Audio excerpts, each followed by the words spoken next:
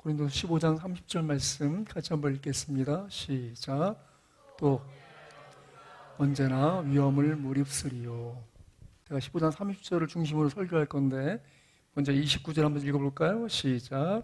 만일 죽은 자들이 도무지 다시 살아나지 못하면 죽은 자들을 위하여 침례를 받는 자들이 무엇을 하겠느냐? 어찌하여 그들을 위하여 침례를 받느냐? 난해 구절이라고 합니다. 해석하기가 어려운 구절 중에 하나예요. 그런데 이 구절에 대해서 로마 캐톨릭에서는 연옥 교리를 제시하는 토대로 산자가 죽은 자를 대신해서 기도하고 헌신하고 세례 침례를 받으면 죽은 자가 구원을 완성할 수 있다라고 가르치는 구절 중에 하나예요. 또 몰몬 교회에서도 그렇게 가르친다고 합니다. 그런데 위하여라는 휘페르라는 단어를 문자 그대로 해석을 해서 죽은 자의 무덤 위에서 종교적 세례식을 침례식을 행하는 그 명령으로 해석하기도 하고 행하기도 합니다. 이 교회 역사를 읽어보니까 일부러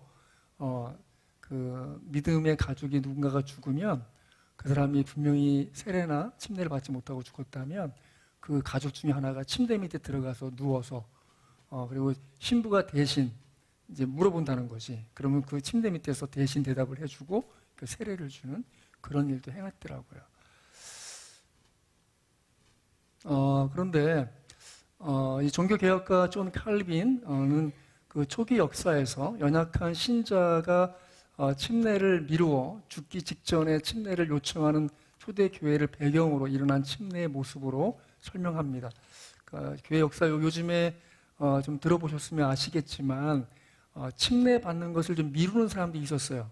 왜냐하면 침례를 받아야 죄사함을 온전히 받는다고 여겼던 그런 신앙을 갖고 있던 사람도 있었기 때문에 최대한 죽기 직전까지 침례를 미루고 있다가 죽기 직전에 침례를 받으려고 했는데 못 받은 거야. 그럼 어떻게 된 거지? 뭐 이런 일이 있다는 거죠. 근데 이제 그것은 보편적인 모습이 아니라 죽기 직전에 있는 자들이 자신을 위해서 또는 주변 가족들에게 신앙을 촉구하기 위해서 간헐적으로 일어난 특수한 침례의 모습으로 죽어가는 자들의 유언에 따라 신앙을 갖고 침례를 받으라고 부탁했고 침례를 받았다는 것이다.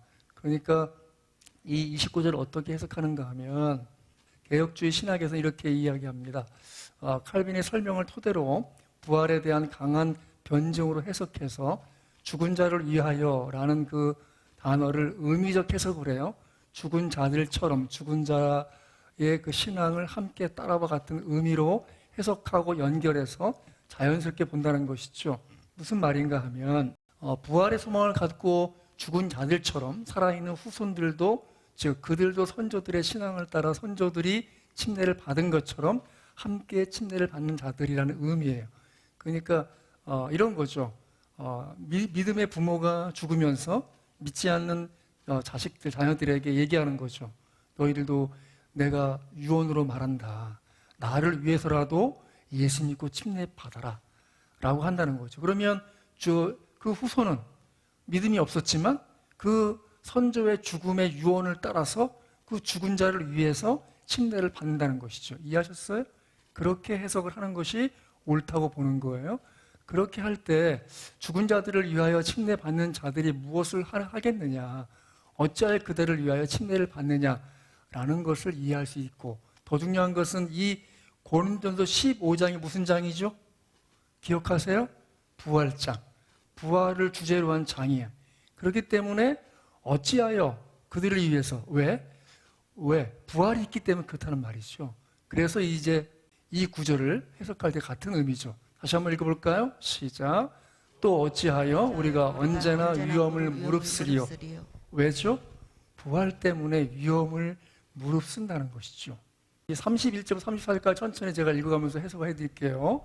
형제들아, 내가 그리스도 예수 우리 주 안에 가진 바 너희에 대한 나의 자랑을 두고 단언하노니 나는 날마다 죽노라. 왜죠? 부활을 믿기 때문에. 내가 참고 부활을 믿기 때문에 내가 죽음의 위기에서도 신앙을 버리지 않는다. 그리고 결단을 하고 있다는 의미에서 날마다 죽는다고 고백하는 것이죠. 내가 사람의 방법으로 에베소에서 맹수와 더불어 싸웠다면 내게 무슨 유익이 있으리요? 죽은 자가 다시 살아나지 못한다면 내일 죽을 터이니 먹고 마시자 하리라. 그냥 오늘 즐기고 끝나면 끝이지 뭘 한다는 것이죠. 왜죠? 부활이 없다면. 하지만 부활이 있기 때문에 맹수와 더불어 인간의 방법으로 싸우지 않고 믿음으로 견디고 이겼다고 지금 고백하고 있는 것이죠. 그래서 속지 말라. 악한 동무들은 선한 행실을 더럽히나니. 여러분, 이 세상 모든 가르침들은 부활에 대한 이해 없이 가르치고 있는 것입니다.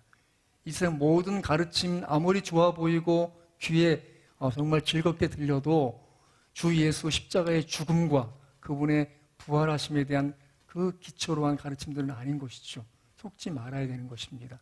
악한 동무들은 선한 행실을 더럽히나니. 그저 오늘 하루 즐기고 있는 것 가지고 더 누리고 더 많이 자기 욕심을 채우는 세상에 살고 있습니다만 34절 같이 한번 읽어보겠습니다. 시작. 깨어 의를 행하고 죄를 짓지 말라. 하나님을 알지 못하는 자가 있기로 내가 너희를 부끄럽게 하기 위하여 말하노라. 하나님을 알지 못하기 때문에 그릇 행하는 사람들이 많이 있을 뿐입니다. 하나님을 알면 함부로 행할 수 없죠. 저는 기독교계에서도 하나님을 제대로 아는 그런 믿음이 있다면 바르게 행하지만 하나님을 제대로 모르기 때문에 그릇 행하는 사람도 있다고 봅니다. 여러분, 목사로서 제일 두려운 말씀은 마태복음 7장 예수께서 말씀하실 때 나더러 주여 주여 하는 자마다 다 천국에 갈 것이 아니라고 하는 말씀이 하늘에 계신 내 아버지의 뜻대로 행하는 자라야 라고 말씀하셨어요. 바로 하나님의 뜻대로 행하고자 하는 사람은 하나님을 두렵고 정말 어려운 분으로, 그래서 그분 앞에 주신 바 그 은혜와 자유를 함부로 행하지 않는 것이죠. 그것이 참된 믿음입니다. 자, 조금 더 정리해보자면 여러분에게 좀 어려운 책 한 권을 소개해드리고 싶어요.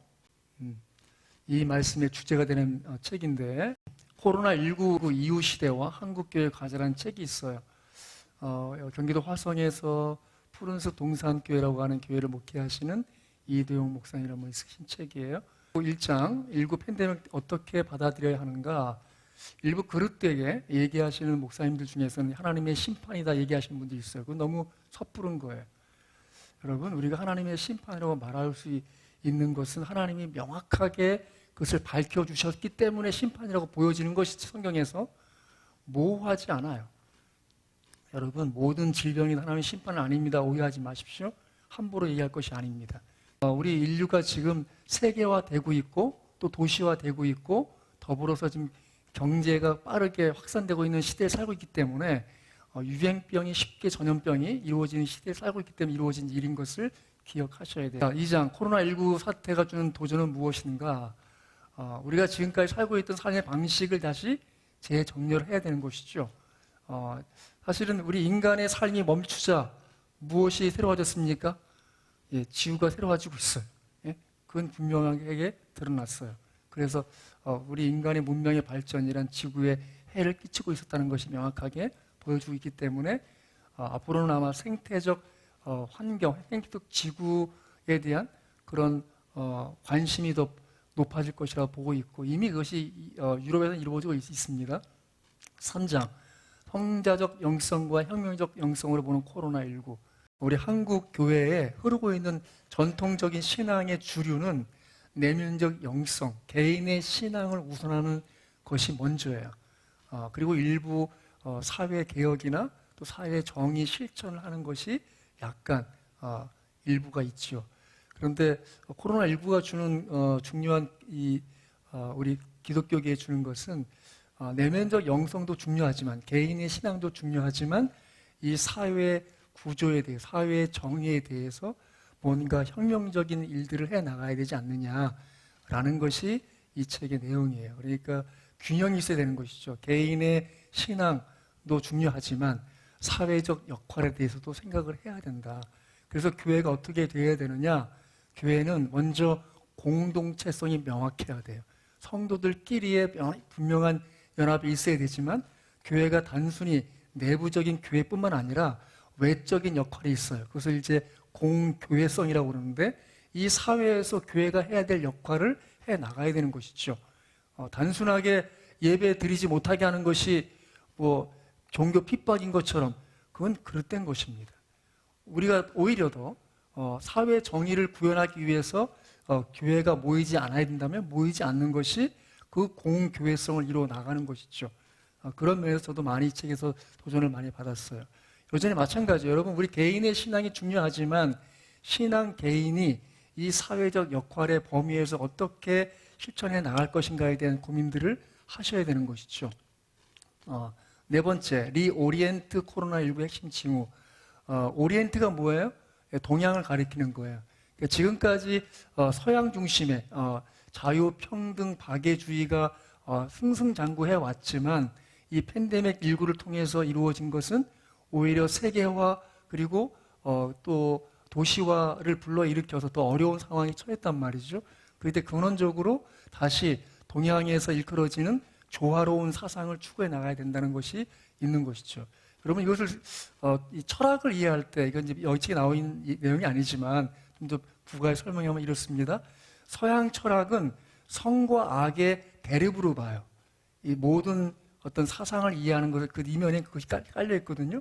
동양에서는요, 성과 악의 개념이 아니라 이것은 극과 극의 조화로 봐요. 그리고 태극기의 중심이 뭐예요? 예? 그 극과 극의 조화가 이루어진 게 태극이란 말이에요. 그러니까 이 동양 사상의 주류는 조화를 추구해 나가는 거예요. 그러니까 어느 한쪽이 옳다고 보지 않아요, 동양에서는. 그거에 대해서 다시 한번 얘기하는 것 같아요. 그런 면에서 코로나19의 핵심 징후가 결국은 동서양이 새롭게 어떤 그 조화를 이루게 나가야 된다는 방향을 얘기해주고 있고요. 5장에서 코로나19는 사회의 기준축을 좌측으로 이동시켰다. 무슨 말이냐 하면 지금까지 우리가 이 사회를 이해할 때는 말 그대로 내가 수고하면 내가 수고한 거 먹는 거야. 그러니까 이 적자 생존과 또 이 각자 도생 하는 것이 옳은 것처럼 보였어요. 그런데 코로나19가 보니까 이 경제라는 것이 어느 한 부류가 잘 먹고 잘 살아 끝나는 게 아니야. 모두가 다 잘 먹고 잘 살아 이게 선순환되는 구조가 있어. 그게 지금 무슨 얘기가 하고 있어요 지금? 말 그대로 기본 수익에 대해서 얘기하고 있어요. 그걸 줘야 되지 않느냐 기본적으로. 그 전까지의 세상에 대한 이유는 약간 그 보수주의 어떤 주류 사상은 뭐예요? 낙수 효과. 누가 잘 먹고 잘 살면 큰 대기업이 잘 되면 그 중소기업 잘 되는 거 아니냐 이런 식으로 이 세상을 이끌어왔다면 이 팬데믹 코로나19 상황에서는 그것이 아니라는 거죠. 기본소득을 주는 것까지도 필요해서 뭔가 이게 좌편향돼 있어요. 이제 작년에 그런 얘기 없었는데 지금 이게 활발하게 지금 이루어지고 있고 아마도 제가 예상하기로는 올해 연말에 이제 내년 대선을 준비할 텐데 분명히 누군가는 기본소득 주겠습니다가 나올 거예요. 그것이 지금 약간 이 코로나19 때문에 좌편향돼 가고 있어요. 그 중요한 것은 이것입니다.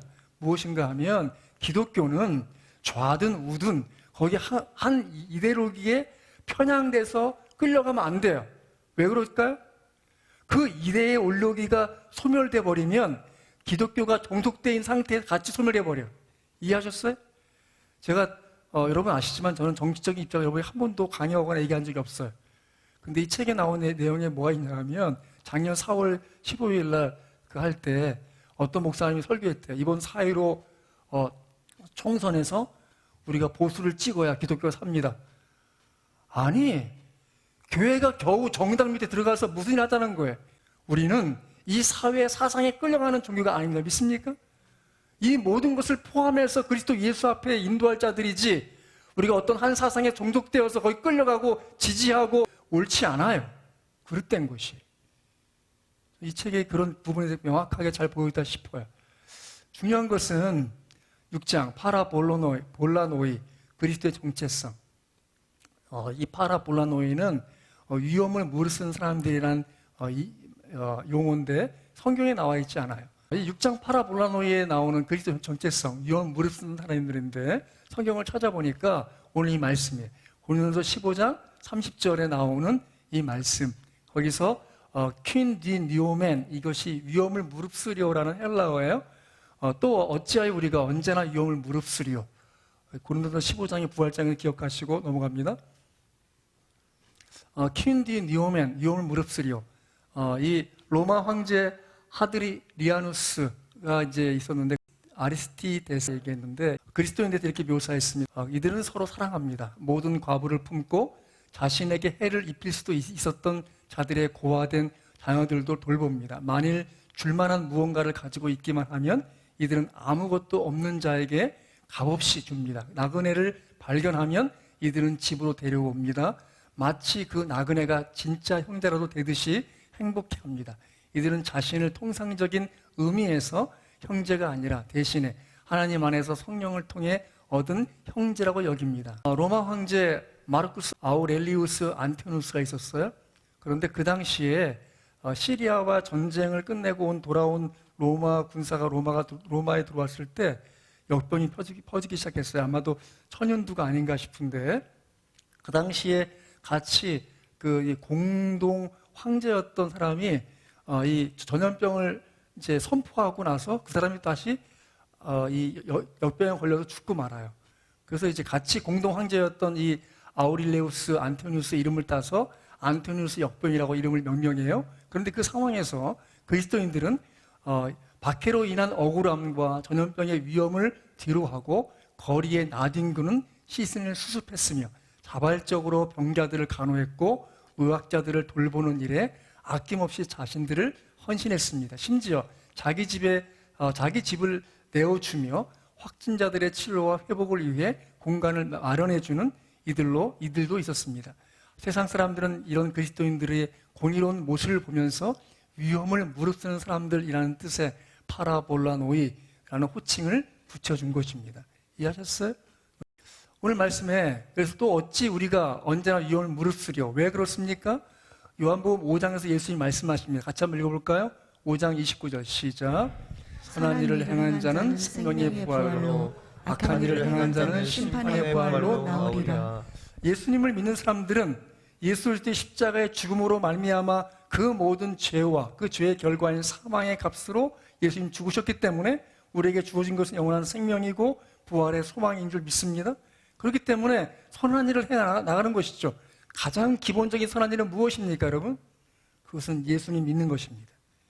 예수님 믿는 것이 가장 선한 일의 출발이에요. 그것이 되지 않으면 그 위에 무엇을 하든 그것은 선한 일로 끝나지 않고 결국은 욕심으로 끝날 일들인 것이죠. 그렇기 때문에 예수님을 믿고 따르는 그리스도의 정체성은 무엇입니까?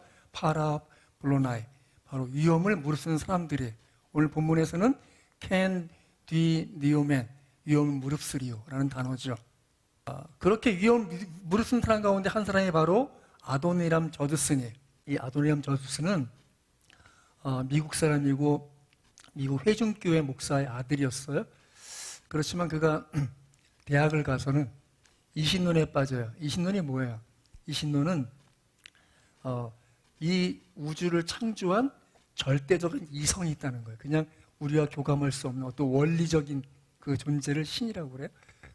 거기를 이제 믿고 따라보니까 기존 신앙이 아무것도 아닌 거예요. 그래서 자기 친한 친구와 함께 이신론 그 동아리를 만들고 거기를 활동하고 그러고 이제 다시 집에 들어와서 명확하게 자기가 이제 예수 안 믿겠다고 얘기하고 이제 여행을 떠나요. 여행을 가는데 어느 마을에 갔을 때 낡은 여관을 들어갔는데 여관 주인이 얘기했어요. 지금 남아있는 방이 하나 있는데 그 2층 방인데 바로 옆방에 환자가 지금 앓고 있다. 밤에 아마 비명소리가 들릴 거고 그런데 그것을 각오하고 들어가 쉬시라고 그랬어요. 아닌 게 아니라 밤에 잠을 자는데 옆에서 비명소리가 들리고 신음소리가 들리고 누가 좀 돌보는 사람이 왔다 갔다 하는 것 같고 잠을 잘 못 내리고 드디어 이제 아침에 내려와서 이제 프론트에서 물어봤어요. 혹시 그 사람 어떻게 됐나요? 그러자 얘기했습니다. 그 사람 어젯밤에 죽었습니다. 그 사람이 누군지 아십니까? 그 이름을 얘기했는데 그 바로 누군가 하면 자기 대학교 그 절친한 친구였어요. 거기에 충격을 받아요. 그리고 이제 다시 신앙을 회복하면서 신앙을 갖게 되고 이후에 이제 신학을 하고 다시 이제 선교사로 최초의 미국 선교사가 되어서 미국 교사로 파송받아요. 그래서 배를 타고 그 당시 배밖에 없으니까 인도로 선교를 가기를 원했어요. 왜냐하면 이미 인도에서는 우리 영국의 유명한 우리 개신교 최초의 선교사, 우리 침례교 선교사요. 우리 개신교 최초 선교사가 윌리엄 캐리가 거기서 사역하는 걸 알고 있어서 그를 만나고 이제 인도에서 사역하려고 했는데 근데 배 타고 가는 동안에 성경을 다시 천천히 읽어가다가 깨달은 게 뭐냐면, 이 성경에 침례가 맞구나. 나는 지금 세례 받았는데 내가 가서 침례를 받아야겠다 하고 이제 윌리엄 캐리를 만나서 침례를 받아요. 그리고 본국에 그 얘기가 들어갔는데 본국에서 그러면 너 선교 후원을 끊겠다 했는데 그 위험을 감수해요. 나는 주 예수의 믿음을 따라 복음을 전할 것이다 하고 들어간 나라가 버마예요. 버마에 들어가서 첫 6년 동안 단 한 명의 신자도 얻지 못하고 고생을 해요. 그러다가 이제 한 명의 신자 얻게 되지만 그때 영국이 이제 버마를 침공하게 되는데 그것 때문에 미국 사람임에도 불구하고 영국 스파이로 오해받아서 이제 뜨거운 떼약볕 아래 그 감옥에, 진흙이 있는 감옥에 갇혀서 2년 동안 그렇게 하게 돼요. 그 나왔는데 그 이후에 그의 35살 된 아내와 6살 된 딸이 죽어요. 이제 그럼에도 불구하고 계속 버마어 성경을 번역하고 그 사역을 하고 결국은 그가 죽었을 때는 그 교회는 한 60개 교회가 세워지는 그런 일을 하게 되죠. 그 나라가 어디입니까? 바로 미얀마예요. 거기에 약 6%가 우리 기독교인인데 그 시작을 바로 아도니람 저스승이 시작한 것이죠. 이번 주에 제가 일주일에 한 번 이상은 홈페이지 들어가요, 핸드폰으로. 그러다가 이제 아래로 쭉 내려보니까 동영상에 우리 주일학교 영상이 쭉 떠요. 그 아래 우리 미얀마 여행길 봤어요. 근데 보다가 계속 잔상이 남는 게 뭐냐 하면 거기 아이들 얼굴이에요. 생각해 보니까 벌써 4년 지났어요.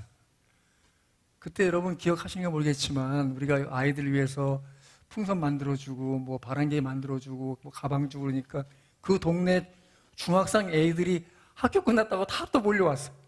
나중에 이게 모자랐어 막. 뭐 나눠준 게 모자랄 정도로 어떻게든 각자 하나씩 결국은 나눠줬는데 그 아이들 생각해보면 지금 그 아이들이 지금 이제 20살 된 애들이 있을 것이고 그런데 그 상황에서 그 아이들이 뭐 하겠는가 싶은 마음이 들었어요. 우리 하은혜 선교사님 지난 5월 10일 귀국했지만 원성의 선교사님 아직 남아 있습니다. 여전히 그분이 돌보는 아이들을 위해서 또 교회 성도를 위해서 아직 최후까지 좀 귀국을 미루고 정말 어쩔 수 없이 대사관에서 귀국 명령이 내려지면 들어오겠다, 그때까지 있겠다고 지금 하고 있습니다. 왜 그런 위험을 무릅쓰는 것입니까? 뭘까요? 그 다음이요? 아이들이 우리가 나누어준 것도 보고 사진도 많지만 여러분이 이따가 한번 링크 시켜주면 한번 정용 다시 한번 보기 바랍니다. 같이 한번 읽어보겠습니다. 시작. 나에게 말하면 나는 잊을 것입니다. 나에게 가르쳐주면 나는 기억할 것입니다. 나를 포함시켜주면 나는 배울 것입니다. 예수 믿는 사람들은 그저 무언가 말해주는 것이 그치는 것이 아니고 가르쳐주는 사람들이고 참여시키는 사람들입니다. 믿음에 참여시키는 그 일을 위해서 여전히 세계 곳곳에 선교사님들이 아직까지 자신들의 안위가 아니라 그들을 그 민족을 향하신 하나님의 뜻이 이루어지도록 그 일을 하고 있는 것이죠. 그 시를 찾아봤어요. 울 곳. 할머니 어디 가요? 예배당 간다. 근데 왜 울면서 가요? 울려고 간다. 왜 예배당 가서 울어요? 울 데가 없다. 제 인생 돌아보면 어디서 실컷 울어봤는가 하면 하나님을 찾는 예배당 앞에서 또 예배당 안에서 또 기도실에서 울은 것 같아요. 우리가 만난 사람들이 대부분 다 이 세상 즐길 것 많고 볼 것 많아서 희희낙낙하고 있지만 그 영혼들도 하나님 앞에 주 예수 십자가 은혜 앞에 결국 마음껏 울 그날을 꿈꾸고 있다고 믿습니다. 그럼 우리가 주 예수 생명의 복음을 증거하는 자들로서 그들에게 주 예수의 은혜를 전하고 증거할 줄 믿습니다. 지금도 여전히 위험을 무릅쓰는 믿음이 우리에게 요구되고 있습니다. 전 이것을 단순하게 현장 예배로 얘기하는 저급한 생각을 갖지 않기 바라요. 여러분, 우리의 믿음은 주 예수를 따르는 믿음입니다. 그 믿음은 우리에게 주어진 상황에 대하여 위협을 무릅쓰고 주 예수를 증거하고 증언하는 것이라 믿습니다. 여러분 기도하실 때 미얀마를 위해서 기도해 주시고 미얀마에 있는 선교사님들을 위해서 기도하시기 바랍니다. 여러분과 제가 그렇게 이 시대 속에 하나님 앞에 부름받은 위험을 무릅쓰는 삶인 것을 잊지 않는 올 한 해 되시기를 주의 이름으로 축원합니다. 아멘.